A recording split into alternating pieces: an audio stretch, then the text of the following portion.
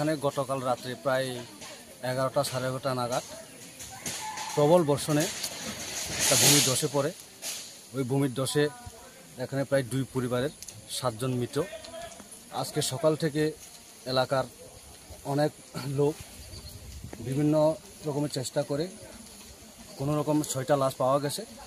এখন আরেকটা লাশ পাওয়া গেছে না, ওটার লেগে এখন তল্লাশি অনেক চেষ্টা করতেছে এই লাশটা বের করার জন্য। এর মধ্যে প্রশাসনিক তরফ থেকেও এসে এখন সাহায্য সহযোগিতা করতেছে। আমি আরও আবেদন করব সবাই যাতে এই মর্মান্তিক ঘটনায়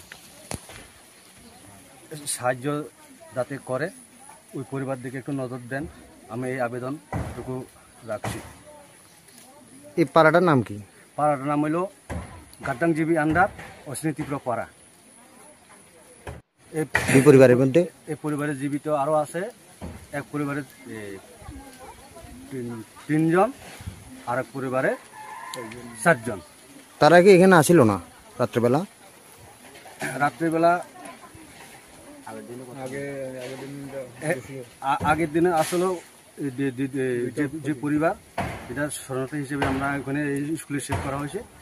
এখন বাকি যে 2 পরিবার হেরা মোটামুটি এখানে রয়েছে। এরপরে যে 3 জন বেঁচে রয়েছে ওনারাও অনেক ইনজুর। তারাও কি ঘরে আসিল? তারাও ঘরে আসিল।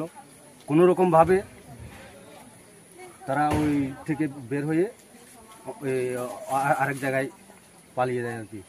এখানে টোটাল কত পরিবার আছে? টোটাল যে 2 পরিবার।